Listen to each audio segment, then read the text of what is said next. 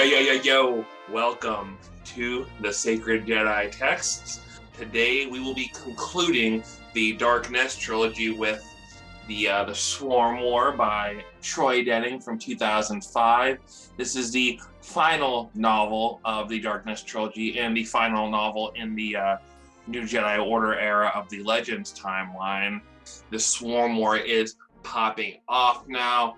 It is an all-out war now between the Chiss and the Killiks and their joiners. Obviously, Jason Solo had a huge vision about this war. Like, if this war is not stopped, it will become an eternal war and just go on forever and ever and consume the galaxy. Step aside, Yuuzhan Vong. Giant bugs are taking your spot as the biggest threat to galactic peace right now.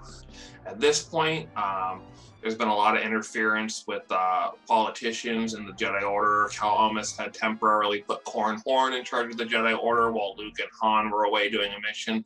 Luke is done with this. He has officially appointed himself as the Grand Master of the Jedi Order. He does not want to take on this responsibility, but it is the best option for the Jedi right now to be unified under one leader. Luke is basically like, this is what's happening, and if you're not on board with it, get out. After Luke has his meeting on Ossus with all the Jedi and they kind of agree to submit to his role, he kind of finds out that Jaina and Zek have jumped ship. They are officially joiners now. They are going back to Killik space. They will be fighting the Chiss in this border war. Jason makes a suggestion that if they, he thinks if they kill Unu Thal, formerly known as Raynor Thal, and Lomi Plo, the Dark Jedi, who is the unseen queen of the Dark Nest, he believes that without them around, the nest will kind of fall apart. The Killiks have been around for thousands of years. Supposedly, they built the Maw, or they were around when the Maw was built. Whatever. Luke does meet with Unu Thal's mom. She knows about this plot to potentially kill her son. Luke says it will be a last resort. But as a gift, Raynor Thal's mom, she has access to an early R2 prototype. So with the parts from this prototype, he will be able to unlock R2's hidden memory banks. Obviously, there are some memories from the prequel era that Luke might need to have access to. If anybody has any doubts or anything, Lomi Plo can use that against him. But if Luke sees this video, the events from Revenge of the Sith, he will be able to put to rest the idea that Mara was involved in his mother's death. It also just gets some closure too. The things are getting extremely real with this Swarm War. The Killiks have taken over Typhera, which is the ground zero for back to production. Obviously, I know all about the back to war. I will take the back to war with a Swarm War any day. Han and Leia have been trying to find out what's happening to their daughter and Zek. So once Leia and Han, they manage to escape from the Chiss with Master Saba and some of the other Jedi that are with them on the Falcon. The battle goes to a head on Tanupe. That is like the last battle of the Swarm War. At the beginning of the book, we find out the Chiss have this mysterious bomb. We're not sure what it's for. We learn that this bomb will wipe out all of the Killiks on whatever planet the bomb goes off on. One of the Chiss bombers, it gets shot down, so this bomb's on the ground in this jungle planet somewhere. And the Jedi are looking for it. The Chiss are looking for it. The Killik are looking for it. And then Alema Rar shows up, and she's also looking for it. Obviously, she is in the pocket of the Dark Nest. Her and Leia have a final lightsaber duel on this planet. Leia is so done with her. She caused a lot of damage to the Jedi, her family. It looks like Alema Rar is defeated by Leia in this lightsaber battle. She gets eaten by a giant slug or something.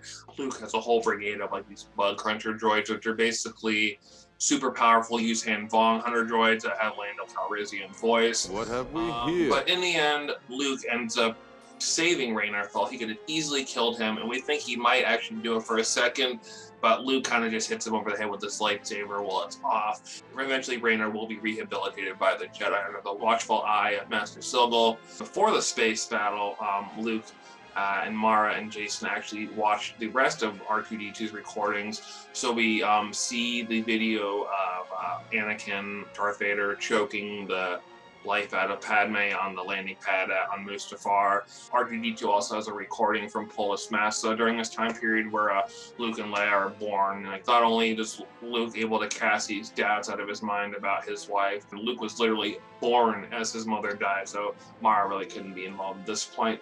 And it also kind of ties in the prequel era with the original Legacy characters. This book came out in 2005, a couple months after Revenge of the Sith. So I kind of get, like, you'd want to put that in there. Like, now you can officially say Luke knows and Leia know how his mom died, how his dad actually turned to the dark side. Like, he has like video evidence of this now.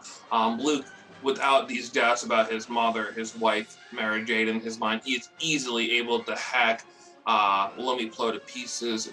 As Jason predicted, the whole Killik nest kind of falls apart. They kind of go off and do their own thing again.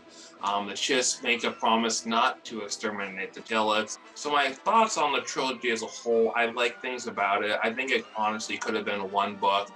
I'm not really crazy about the Killiks. I've always thought they were kind of a dumb species in the first place. I mean, I don't have a problem with insect species or giant insects. The movie Them is one of my favorite movies of all time. It does set up a few things for Legacy of the Force, because obviously, if you haven't read that, Jason does turn to the dark side, and this sets up a few things with that. Luke and Mara are a little concerned how Jason kind of sympathized with his grandfather turning to the dark side to save his wife. Little do Luke, Mara, or any of Jason's family know that he is a father. Obviously, Tenel Ka, the queen of the Hades Consortium, they were a thing, but and she had a daughter, Alema, which she's kind of keep the identity of the father kind of hush hush. I'm not going to get into the Hades Consortium right now. It'd be very bad for Jason and for Tenel Ka if the identity of the father was revealed. But hey, when you have a daughter, you might do something crazy to keep her safe, like turn to the dark side. If you're reading through the Legends books, you could probably skip from Unifying Force to Betrayal from Legacy of the Force. I would still maybe read a synopsis just so you kind of get filled in on what's going on specifically with like Jason Solo and the Jedi Order as a whole. But overall, I would say this is kind of like an okay trilogy. And another misleading thing, you can't judge a book by its cover. Luke does not use electric judgment in this book. He knows how to use this force power, which is basically like emerald lightning. That's what they kind of call it. There's a couple different names, but this actually doesn't happen. The covers are sick for these books, though. I mean, like, this is actually a copy from 2005 I bought when it came out. I never read Joiner King or The Unseen Queen. I just saw this cover in 2005. I was like, book 3, I don't care. This cover rules. I'm reading it. But overall, it's a pretty quick read. This whole trilogy is not too bad to get through, but I would say there's a lot better trilogies out there to read, especially stuff with Chiss and the Jedi in general. I'm looking forward to getting to Legacy of the Force. The next series for the Legend stuff I'm going to go through is the Legacy of the Force series, so stay tuned for that. But I also picked up this book today, which I will be reviewing eventually. This is Quest for the Hidden City. This is the first junior novel in Phase 2 of High Republic. It's written by George Mann. I know for a fact he's writing the script for Battle of Jedha, which is the audio drama for High Republic Phase 2, which is coming out in January. I'm very excited for that. I read a few of the junior books in Phase 1. I'm not saying it's gonna be bad, but I mean, it's geared for like 8 to 12-year-olds. I'm sure it's gonna introduce a lot of cool new characters. I'm kind of reading the back of this. It's talking about unraveling mysteries of mythical monsters and finding Pathfinder. So there's a lot going on in this. So I'm pretty excited for this. Like I said, I am all on board with Phase 2 of the High Republic, so I will read like literally anything that comes out. I want to say thank you to everybody who's been checking out the videos, keeping up with this stuff. It means a lot to me. We are on Facebook, we are on Instagram, we are on YouTube. If you like Star Wars books, please tell your friends about this page and share it. Like I said, we are all in on Phase 2 of the High Republic. Want to shout out to Tim May for being a great executive producer, and shout out to my creative consultant, Dan May. He absolutely is obsessed with Killiks and squibs, so this book was right up his alley. And thanks again for watching. We are the Sacred Jedi Text. Thank you.